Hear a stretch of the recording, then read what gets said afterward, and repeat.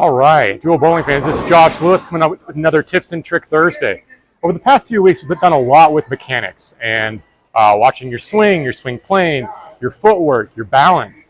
So this week we're going to focus more about ball motion, particularly about ball motion as it enters the pins. And we're going to really look at how a good shot may not strike or why it doesn't strike. We're talking about things like a ringing 10 pin or a flat 10 pin. Of course, this is for a right-hander. Left-hander would be the ringing 7 pin or flat 7. So we're going to focus on watching the ball enter the pocket and then how the pins react once they've been hit. So let's take a look. So the first thing we're going to look at is a really good strike. A perfect strike occurs when the ball enters the 1-3 pocket at roughly 6 degrees. That puts the center of the ball at the 17.5 board as it's hitting the pocket, entering at that 6-degree angle. When that occurs, the ball hits the 5 pin straight back and the ball covers the 8-9 by itself. That forces the 3 into the 6 into the 10 and the 2 into the 4 into the 7 pin.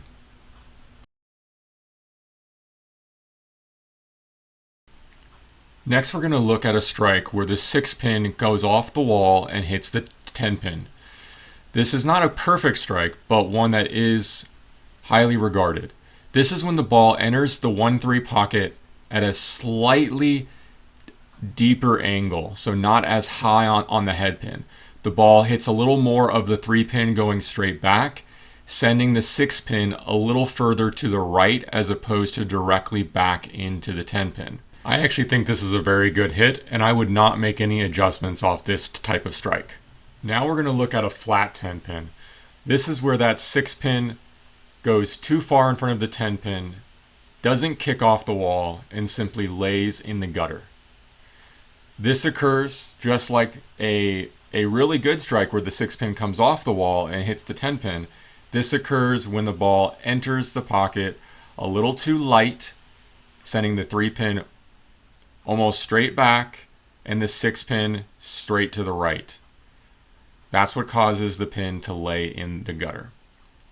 How we adjust for this is by getting the ball to enter the 1-3 pocket at a slightly steeper angle, so more toward that 6-degree entry angle.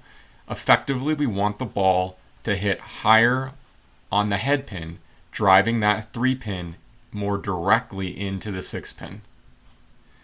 Typically, this would mean a 1 or 2 board move with your feet to the right, or trying to get your ball to read the lane a little sooner so it can have a stronger entry angle.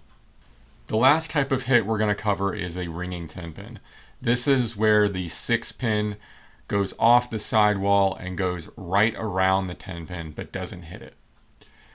So unlike a flat 10 pin where the ball is entering a little too light in the pocket, driving the 3 pin too far straight back, from my experience, the ringing 10 pin occurs when the 3 pin is hitting a little too much of the 6 pin, while not perfectly hitting the 6 pin straight back into the 10. It is a little bit lighter than that, but it causes that 6 pin to go just in front of the 10 pin, going around after hitting the wall. So for me, how I would adjust to this is I would actually try and get the ball to enter the pocket a little bit higher, enabling to drive that 3 pin straight into the 6 and into the 10. If that doesn't work, try and go a little bit lighter. So the ringing 10 pin is, again, a really good shot. A minor adjustment either left or right with your feet, or a little bit more hand in the ball to get the ball to turn a little bit harder off the back of the pattern. Any of these type of adjustments will likely get you out of that ringing 10 pin condition. So the important takeaway is just because your ball hits the pocket doesn't necessarily mean you are going to or even should strike. You really have to watch the ball enter the pins and then watch the pins as they strike each other or go around the 10 pin, etc. If your ball is entering the pocket light and you're seeing that 6 pin lay in the gutter, make an adjustment to get the ball to move higher into the pocket as it hits the head pin.